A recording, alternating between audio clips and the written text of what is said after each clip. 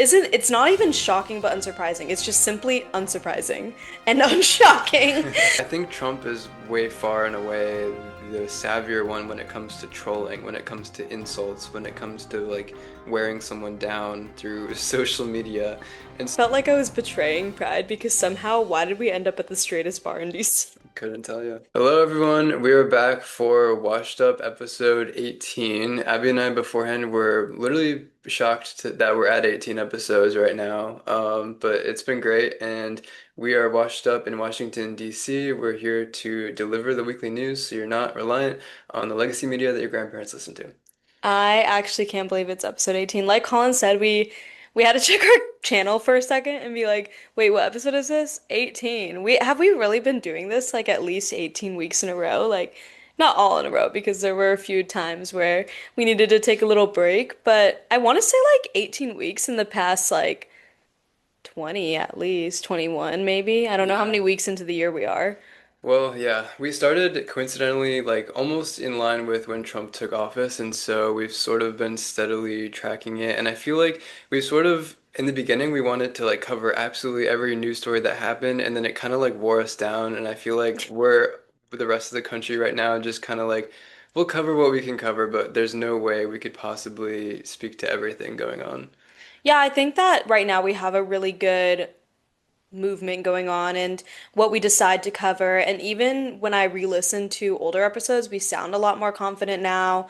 We don't do as many ums or likes. At least I don't think we do. Maybe I The just pay attention like more to the myself. likes were a killer for me. I would always say like, and so I'm trying to cut that out. I would always say, yeah, so, or yep, and it felt like a little improv class where I'd say yes, and because I just really didn't want to say like. But I think that we've both gotten a lot better at it. When we do it virtually, especially, every time we would like trade off speaking, I would always say, yeah, da da da da da. And I feel like that was kind of unnatural. So I'm glad for some reason in person, I don't feel like as inclined to do that. And I think that's a good thing. It's also easier for us to go back and forth in person because virtually, when, for example, I want to maybe interject in the middle of something you're saying, or like maybe both of us are excited about saying something, it's definitely harder online because of the Mhm. Zoom lag. Yeah. Like there's a tiny little bit of a lag that happens when two people speak at the same time. So I think that the in-person feels a lot more natural, a lot better. Yeah, for sure. And the other thing that I've noticed that I sometimes say that our advisor would kill us for is I would say Abby and me or Abby and she'd be like Abby and I. So I have to cut that one out too because it's a force of habit to use that incorrectly when referring to like Abby and me. Another thing I do that I think I do less is I'll say kinda or I feel like, but I feel like is a lot harder to cut out, but it's actually something my dad always gets on me on. He strongly dislikes when I start off a sentence saying, I feel like we should do this because he always says, why don't you just say we should do this? You don't feel it. And I also feel like that's something our advisor would probably say to us in real life being like, I don't understand why you guys keep saying feel, feel, feel, even in this, because we were never allowed to write about that, which is not something either of us, I think, ever had the habit of doing. It's more so like new writers we would have to condition into not saying stuff like that. But even in the in person, I think it's a little rough. Yeah, it's kind of the same with I think and I believe. I think or our advisor would always be like, don't just believe, like, you don't have to believe it, just say what you believe. Yeah. Speaking of listening back to our old episodes, our listeners will note that one of our predictions came true recently, and that is the fallout between Donald Trump and Elon Musk. And for a while now, we've been really tracking their bromance since the inauguration, I would say, and it has finally fallen apart, and they've gone scorched earth on each other. So we're here to break that down. It's so funny seeing the way that they're like attacking each other online because like we said, actually it's funny because even though we're saying we predicted it, it's the average person predicted it. I think everyone saw this coming from a mile away, and watching it unfold online isn't it's not even shocking but unsurprising. It's just simply unsurprising and unshocking because it does seem a little funny because it is online and it is just them trading insults back and forth to each other and just saying some out-of-pocket stuff, but everyone expected it.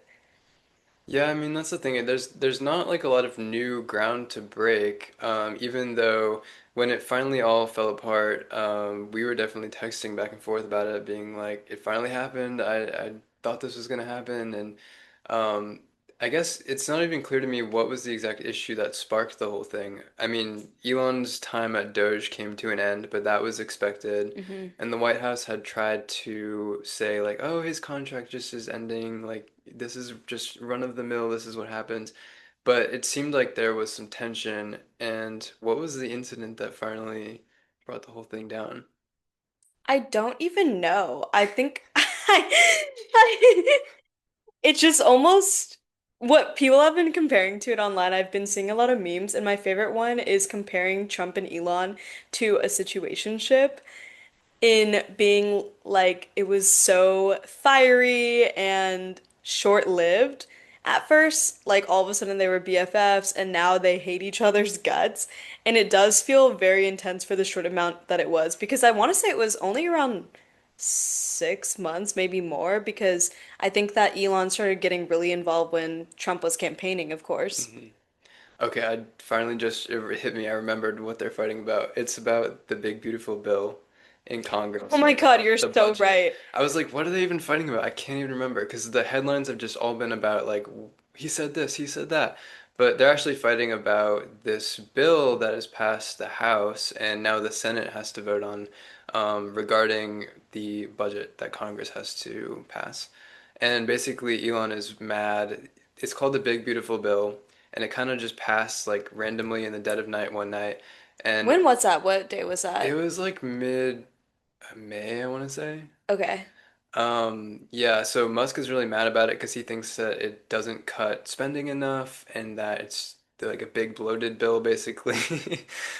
So that's really what he's mad about. And so is like Senator Rand Paul, for instance, is not happy with this. But now they're going to try to pass it through the Senate, and Trump has been pushing this bill as kind of his legislation in a way. And the House Republicans were willing to rally around it enough to actually pass it. So now Elon is going around saying like kill the bill, and I think that's where they started trading insults back and forth. Was that all happening on Truth Social slash X? Pretty much, yeah, which is the other weird part because Elon like owns X, and people were saying like th this whole timeline all started back when Elon bought X, and if he had never done that, where would we be now? Because if you remember, like Trump was even banned from X for the longest time after January 6th, That's so and true. now he's only back on X or really social media because of Musk's opening up that platform again. So it's strange. They're sort of indebted to one another in a lot of ways, and yet the loyalty seems to have run its course. Considering both of their personalities, again, I'm not surprised. Do you have a favorite tweet that you've seen from them? Well, okay. Elon was definitely calling for Vance to replace Trump as president, and I think that was probably my favorite one just because it was so bold. And Musk was even saying like he wouldn't have been president if it wasn't for me. And I know that was like the arrow in Trump's armor because, Trump has a huge ego. He was willing to push January 6th when he lost the first time around in 2020. And so I know that he's very egotistical about him winning elections, so I know Musk was lobbing that at him as like the ultimate FU, basically. I thought that that one was really funny too. And again, like both of them are pretty big personalities, but very egotistical. I already told this to you like over the weekend, but one of my favorite memes was it's now deleted. The tweet that Elon tweeted of, yeah, the reason why Epstein's list isn't released is because Trump's name is on it. And then after that, all these memes came out, and somebody said, in other news, the sky is blue. Um, Yeah, gravity exists. Like people were just like, obviously, like that is nothing. true. I mean, that was a huge insult to throw, but kind of unsubstantiated, really. I mean, Well, there's evidence that Trump knew and was associated with Epstein to some extent. There's pictures of the two of them together. There's the flight logs, blah, blah, blah. But for Musk to say that is kind of a leap, based off of there hasn't been much evidence to really emerge to like pin Trump down as like he was connected with or supporting Epstein or somehow involved deeply in that network. Um, it's always possible, but you would think that if Trump was really that connected to Epstein, then this would have emerged during the Biden administration. Hmm. Like the DOJ was on Trump like white on rice. And so the fact that it didn't emerge that Trump was super intertwined with Epstein probably means there's not a super strong connection. What do you think the Eloners and Trumpers are? Whose side are they taking right now? I want to say Trump's side. Trump. Mostly because I think that a lot of people became loyal to Elon because of Trump versus, I mean, we've talked about it in this podcast before, but before this time, a lot more people who were left-leaning were more on Trump or on Elon's side just because of the environmental impacts of EVs and people like Tesla for that reason and stuff like that. So a lot of people who were left-leaning were more aligned, maybe not with Musk, but just like the idea of it before he became super political, outright spoken political, and before Tesla started aligning itself with the right side as much. So I want to say that people will probably start to turn on Elon more than Trump because people are definitely some Trump loyalists. Yeah, I mean, I think Trump is such a like cult-like figure almost that the support that he just has, this has been the case since he ran in 2016, where his base of supporters is kind of unflinching in their support for him. He just has like this segment of the population, which Hillary Clinton called a basket of deplorables back in 2016. But there is a set amount of the population that I think will support Trump through anything. He knows that too, which is why he made that infamous comment about I could shoot someone on Fifth Avenue and they wouldn't arrest me or something like this because he just know or they would still support me because he knows that he does have this undying support from this group of supporters. Hmm. So I don't think they're going to turn on him just because Musk is suddenly turning on him. But I think Musk speaks to maybe a different group of the population where there's some overlap, like in a Venn diagram, as Kamala Harris was so fond of. In this Venn diagram of Elon and Trump, there's probably some overlap, but um, I think Trump has the bigger take of that group. Totally, totally. I agree with that. It'll be interesting to keep watching this unfold and if there will be a respark in their relationship. I think that Trump has this pattern of kind of blowing up at people and I mean Elon too probably, but like Trump definitely has this thing of once you're on his bad side, it's really, really, really bad, punishing, punishing, punishing, and then you can get off of it, and all of a sudden, Yes. you're glorious. And I Yeah. almost see that in like Megyn Kelly, like Yeah. when she was talking about her story, and I mean, she has outwardly said that she supports Trump and has told her story outright, but she's mentioned before being on Trump's bad side and like what that feels like and how intense it is at first and to now she is definitely on his better side.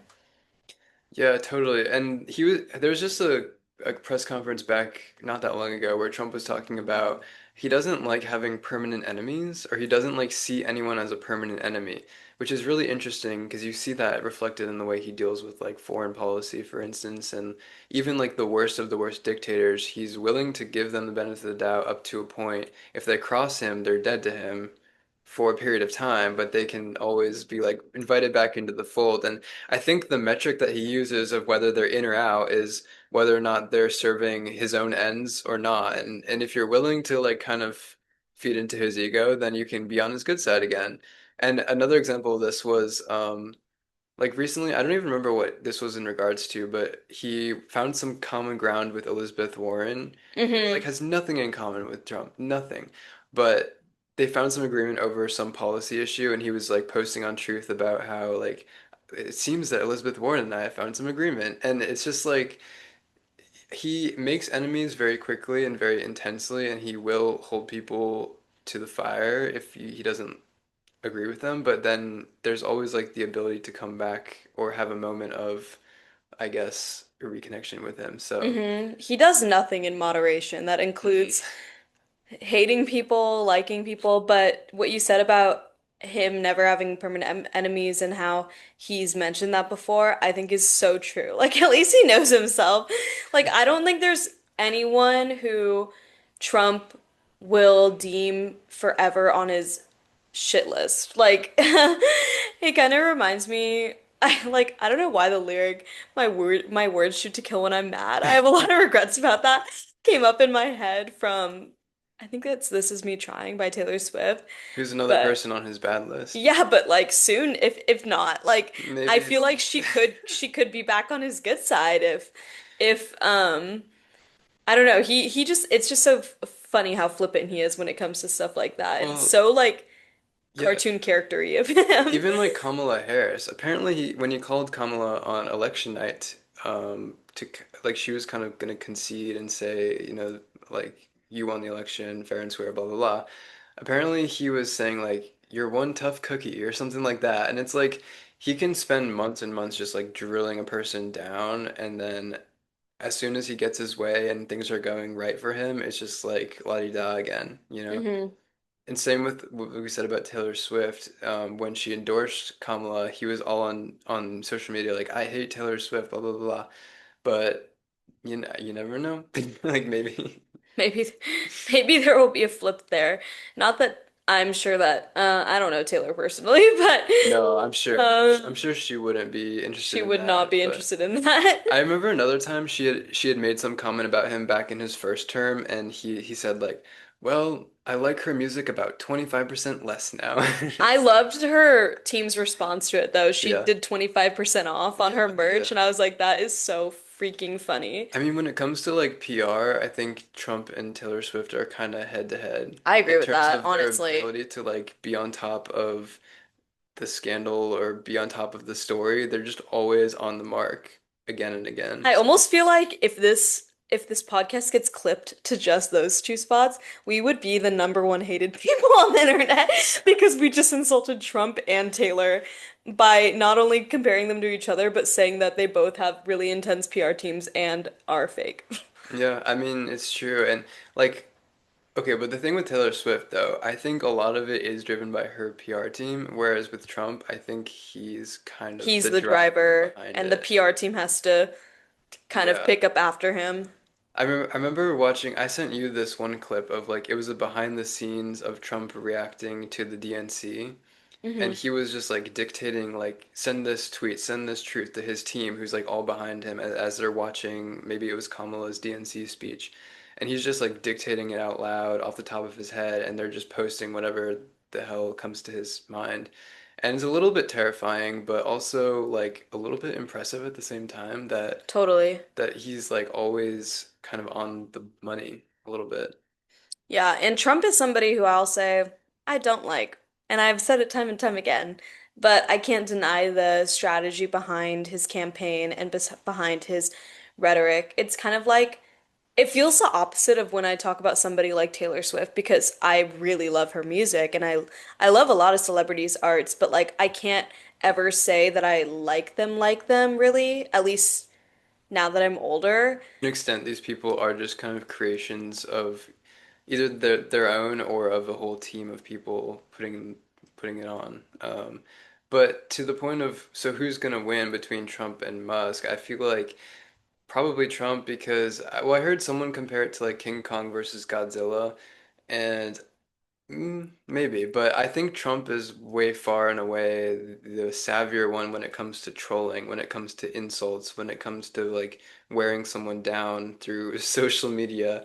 And so Musk is known for trolling, but I don't think he's really as dialed in as Donald Trump about who his audience is. hmm Like we were saying, like Trump has this core audience of people that he just can speak directly to at all times, and he knows that audience so well.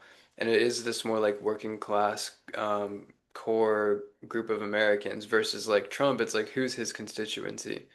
He has maybe like some niche, like people very interested in tech or people very interested in, like you said, in EVs at one point, but he doesn't really have like a core constituency, which is why I think he's not going to win whatever PR battle they find themselves in. Yeah, I am in complete agreement with you. Maybe in 3 weeks we'll clip it back to this podcast and be like, we predicted it again, you guys. Well, apparently even Elon Musk's dad was saying like it was a mistake for Musk to go up against Trump. I don't know if you saw that or not, but I haven't, but I mean, I believe it. It would be a scary thing to go up against Trump in this day and age and in Trump's cult-like following. Like he has these people who you for sure know they will always back him up again, like no matter what. speaking of, this coming week there's a military parade happening in DC. So Abby and I are going to be covering that live from DC. Well, here's the thing. Here's the thing. Right before we started recording, Colin and I were just talking about all things DC because we both live here, and I was talking about how I was in Constitution Ave area earlier today as per my job, but also last night as per the Pride Parade, which was so fun, and we'll talk about that later a little bit as well. But we were talking about how annoyed we were about seeing the barricades come up basically overnight. Mhm. And then also I mentioned how annoyed I was about our probably our taxpayer money being put towards putting that special stuff on the concrete to not let the tanks ruin it, which will be very interesting. And I did tell Colin that I guess we do have to go this weekend because it almost feels like a necessary evil to go. Like nothing like that has ever happened here, Anything for the scoop, right? and I guess I will do anything for the scoop. But like, let me tell you guys, I'm dreading it Yeah, already. Like, no. I don't want to do this, No, definitely but not. unfortunately, I think we have to.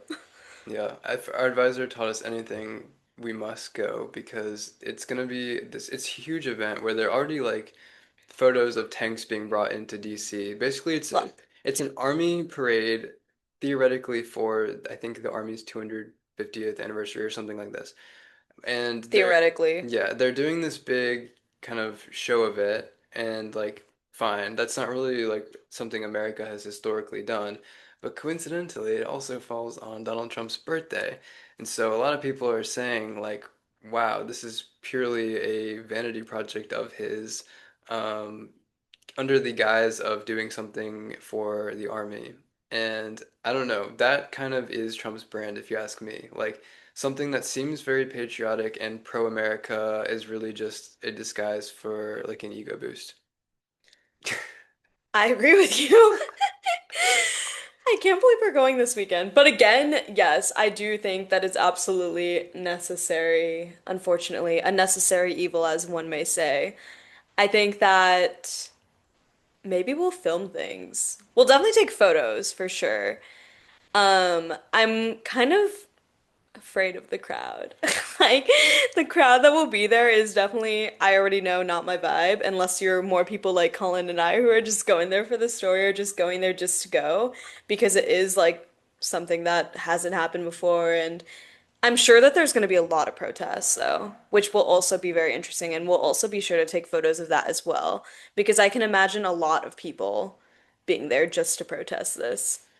Yeah, I mean, it kind of reminds me a bit of inauguration, which we covered when that happened, and I was living here at the time and went to go.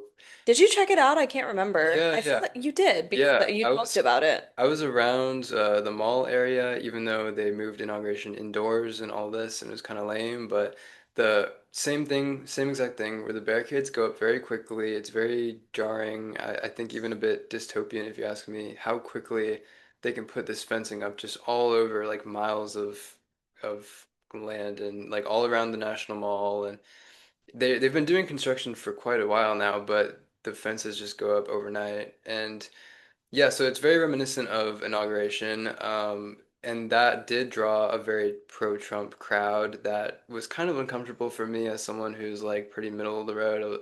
I didn't feel like I fit in with the crowd that was going for inauguration. I doubt we'll really fit in, but we do go to cover these things in our journalistic capacity.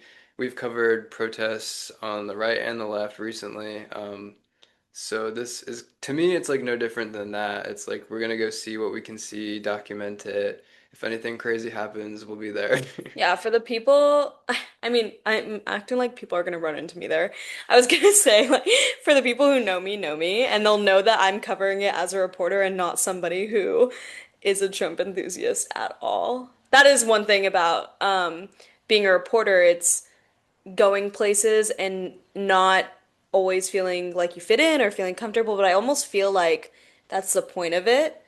Because sometimes when you do go to things and cover it and it's too close to you, there's that bias that slips in. And obviously now that we're independent commentators, we're allowed to be as biased as possible, or not as possible, but as biased as we want. Because I definitely speak my mind as freely as I want to about my opinions personally. And that's our whole brand, like not wanting to censor ourselves in that way. But like I always remain open-minded about these kinds of things. Like I've already told the audience just now what I think about it. I think it's a vanity project. I think it'll be very kind of like rah rah rah America, but in reality just feeding into Trump's brand. But like I'm very open-minded. We could go and it could be the coolest thing we've ever seen in our lives. It could be like fireworks and patriotism in the best way, but not the nationalistic way. And like everyone's just out there with their families, and it's like picnics in the Maybe park and maybe it'll be like a 4th of July, an early 4th of I mean, July. I also want to go and see the 4th of July Oh this yeah, year. So 100%. I'm a fan of 4th of July in that I'm a fan of like Lana Del Rey. Do you know what I'm saying? national anthem, but make Yeah, it Lana Del but Rey. make it Lana Del Rey, like not in that way. Like I'm a 4th of July cool girl way. Yeah. So like, like we'll stay open-minded to it as we do going into these things and we'll keep like a journalistic perspective on it. But we've also already told you like going into it, how do we feel about it? And I doubt my mind will be changed, I also doubt my mind will be but I'm changed. open. I'm I'm not open. My door is just like cracked. Yeah, Like that's fair. I think you might be a little more open-minded about this than I am because when Colin talked about it to me and was like, "We're going," and I'm like, "You're right." I was like looking off to the side, like, "I guess we are." Well, so how do you think this will compare to Pride, which was last weekend? Well, Pride was something I wanted to go to, one, and Pride was so much fun. I think that I mean like I would have gone either way. I try to in the past like 4 years, I think I've gone to a Pride celebration in the various cities, but it was really cool to go to a World Pride event, which I've never experienced before. What did you think about it? Yeah, I mean, this was my first time kind of going to an event that was centered around Pride, and to go to the one in DC was pretty, I mean, it was like a bit of a shock, a culture shock a little bit, but it was really, I'd say, positive. It was fun. And the people who showed up to it, you could tell were more of like the open-minded, more of like your DC run-of-the-mill type. And so like they know how to party, they know how to have a good time, like to work hard, play hard. And I think that was on full display. We got to see it from like the street, but then we also went up to like this rooftop area that was cool. Could see like the Capitol in Yeah, the so we could distance. see it from like the aerial view, quote, Mhm. but also we went on the actual street and we could see the parade like right next to us, basically. I also went last night because it's Monday now, as I've mentioned like 3 times before. I went last night, Sunday night, to the 6 to 9 p.m. performance in front of the Capitol, like on Pennsylvania Ave. And it was so cool. I saw Khalid and Doechii, and I'm a really big Doechii fan, and they were so good. I think it feels more raw and real when artists are able to connect with their audiences like that. And I want to say about celebrities that it's not that I dislike them as people, it's just that I don't know them as people. I don't like the idea of personas being kind of thrust upon us and um not thrust upon us. I like the idea of personas being praised when we don't really know who they are, and that seems very parasocial to me, which I don't like. And I do like when there's a very raw moment of vulnerability, which is what I believe, at least what I interpreted happening at Pride, which I really did appreciate. And those moments happen from time to time, but it's really impossible to have it be your whole persona, if that makes sense. Like there still is like that separation, I think, for the people who stay sane of celebrity and person. And you can't ever claim to fully know celebrity, but I did appreciate that moment with Khalid, is where I was going with that. Was there anything else about last weekend and being in DC for Pride that stuck with you? We were kind of out and about, as we said, saw the parade down 14th Street, and then we wandered over to like DuPont Circle area. Weirdly enough, there was apparently like a stabbing over there that I saw. Oh yeah, yeah, I yeah, saw a yeah. headline, but we didn't see anything on the ground personally. It happened around, I feel like we'd gotten home by that point. yeah. It happened at like in the AM, right? Mm, Or was it before that? I'm not sure. I It might was be like this confusing was an it. all-day event as well, so it was a lot happening. I might be confusing it with something else because something else happened at the Noma station. Mm. Yeah, something else happened around 8 p.m. there. That it was just like a false alarm type thing of the station being evacuated, but I might be confusing that with what happened at DuPont, at least the timing wise, but I did hear about the DuPont um station. And Circle, we ended DuPont up the Circle. night at a bar and it was fun, but there was like live music, but we were joking to each other like we ended up at the straightest bar in all of DC. Like it It was so like it was fun, but for Pride weekend, I almost felt like I was betraying Pride because somehow, why did we end up at the straightest bar in DC? couldn't tell you. Otherwise, it was fun. It was fun. Yeah. I appreciated Pride. Love it. Always celebrate Pride every year since being an adult, and it's always fun. It's always fun. I never feel like there's any leaving out of people. Yeah, I would agree. It was very inclusive and fun, and we'll see how that contrasts with the coming parade this week with Donald Trump's slash the Army's military parade. Yeah, we will see that. And I think with that we can go to our bury the lead. Yours Uh, first this week. Yeah, so kind of building off what we were just talking about, DC Pride just happened, and one of my favorite artists, Marina, came for that, and she performed on Friday evening. And I just wanted to talk about her a little bit because I really admire her artistry. She just had a new album drop that coincided with this performance last weekend. The album is called Princess of Power, which is like an acronym for pop. She's a pop artist. And I just wanted to talk about her because I've been following her work for a long time since I was in high school, going on like 8 years now. She's kind of best well known for her second album, Electra Heart, where she like played this really dramatic character. And she's very known for like having vulnerable lyrics, which I think you would like her. She used to go by the name Marina and the Diamonds. And I wasn't able to go see her this past weekend, but have seen her in the past in like 2019. And I guess the reason I bring it up is because not only did she drop this album that I've had on repeat for 3 days, I think I've probably listened to it like 30 times now. And my favorite song is actually the title track, Princess of Power, which we used in a little promo clip that I posted for Washed Up. Oh yeah, that was so It's cute. a good song, but yeah, what else?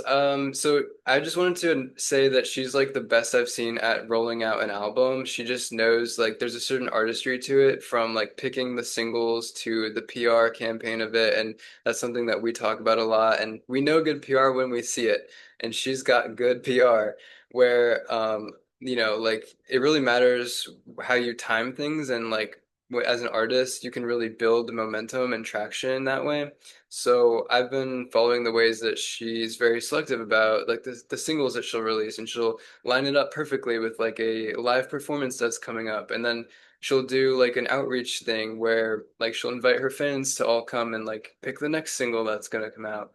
And she just announced, for instance, like this new fund that she's gonna have for like LGBTQ mental health, and so it's gonna be like in support of local organizations that help LGBT youth. She's gonna give them funding. So anyway, just shout out to Marina and the Diamonds. Go listen to her stuff on Spotify. My favorite album of hers is her third album, Fruit, but her second album, Electra Heart, is amazing. I am going to switch this because I have nothing to contribute to anything of the story. I know sometimes Colin and I try to align our Bury the Leads, but my Bury the Lead has to do with how I am just not a fan of online relationships, whether that be platonic or just or romantic. Um, maybe I dabble in the dating apps. Um, but there's also like Bumble BFF, and then there's the idea of like making friends on social media. And for me, I don't think that I'll ever truly be a fan of it. I don't want to say that I'm completely closed off to something like that because who knows, like maybe in the future, like I'll have something from it or like whatever. But for me personally, I'm one of those people who if I am on the dating app or if I am communicating with somebody on DM, like I have done that and like friends of friends will send me their Instagrams and then I'll text them on DM. But I am the type of person who I need to like immediately go out with you, if that makes sense. Whether that be friend, romantic partner, like whatever. I need to meet you immediately. And I almost feel like people don't like that sometimes when they're going through online because they feel like it's too soon or whatever. But for me, I think texting is a waste of effing time, especially when I don't know you. I would like to say that is not in regard to if I know you at all. I love to text my friends all the time. Like I'll try to respond to you as much as possible. But when it comes to meeting somebody new, I think it is the biggest waste of time to be texting somebody for like over a day, over a week, whatever. In all the friendships that I've made in DC so far, it's been through friends of friends, and it's me texting them, being like, "Hey, I'm Abby. I know you through X," and they'll be like, "Oh my God, Abby, like, hey, welcome to DC, blah blah blah." And we set up some time to meet like immediately, like whether that be in the next week or in the next couple days, whenever we're next available.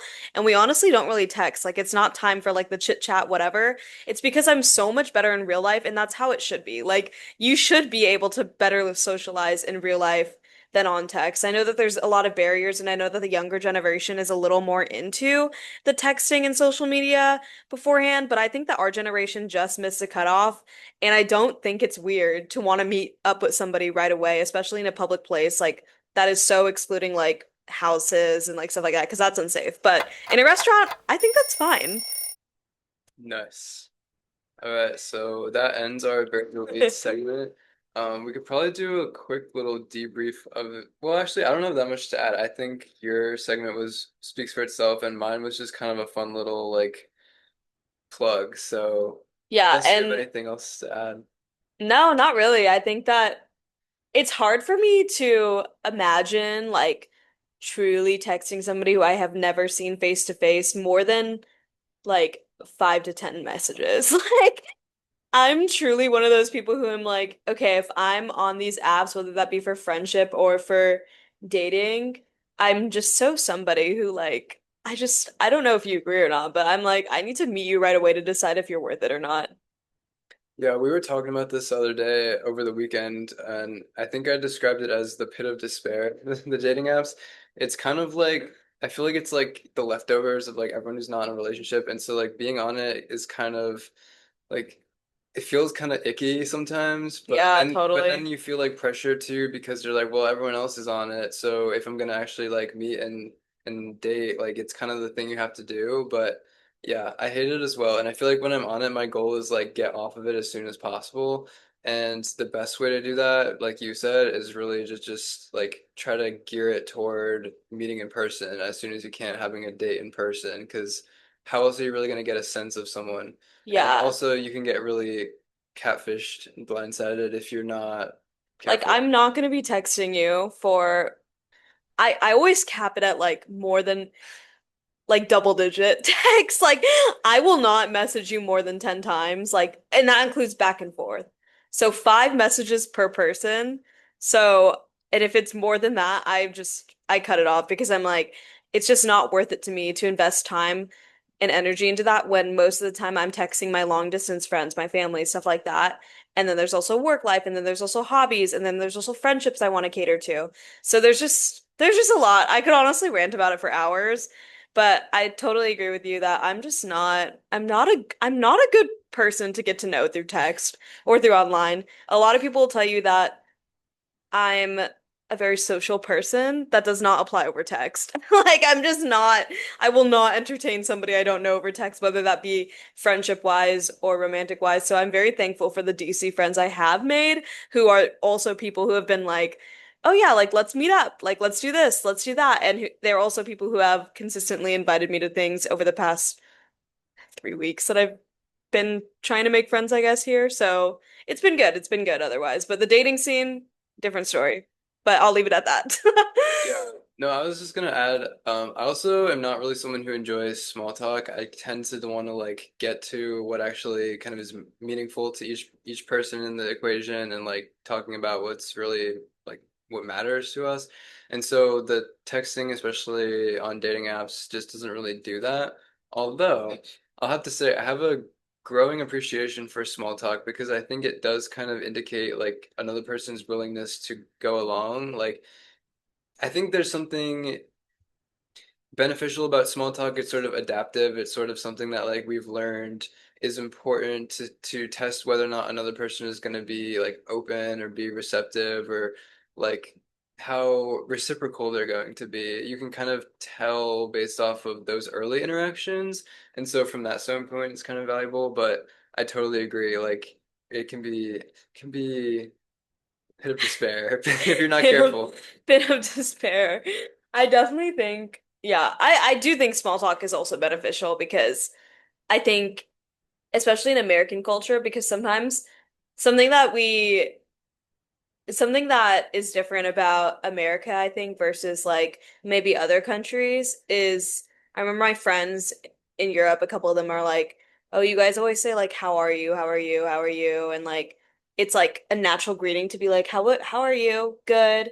Good." In like the grocery store or when I'm waiting for my coffee or something like that versus maybe other cultures are a little more direct. But I do think there is some benefit to stuff like that and even just like chit chat and the get to know you stage. I almost think there's like a balance in it because I also am not somebody who really likes small talk, but with like all relationships, friendship, family, romantic, it's an investment. Like you have to, the more time you spend, the deeper you'll get to know somebody. So of course, at first, it's going to be a little bit more of like oh, like what'd you do this week? Oh yeah, like gauging like how the person's going to react, gauging to see how long you want to stay with them in terms of like, oh yeah, like did we set up a time to hang out just for an hour? Like maybe I want to stay longer and stuff like that. But the more you hang out, the less that small talk exists. Yeah, I think that makes perfect sense. And as far as wrapping up this episode, we might not like engaging with people over dating apps, but you guys can feel free to email us at washedupweekly@gmail.com anytime, and we will respond to you. Or leave a comment, subscribe, we're on Spotify and Like, YouTube. subscribe, anything. If there's a topic that you believe that we should cover, especially anything in the DC area, we'll go to. As you can see, we're going to something we really don't want to go to this weekend for you guys. So that's all I Exactly. gotta say for that. Yeah. Okay. All right. Washed Washed up up out. out.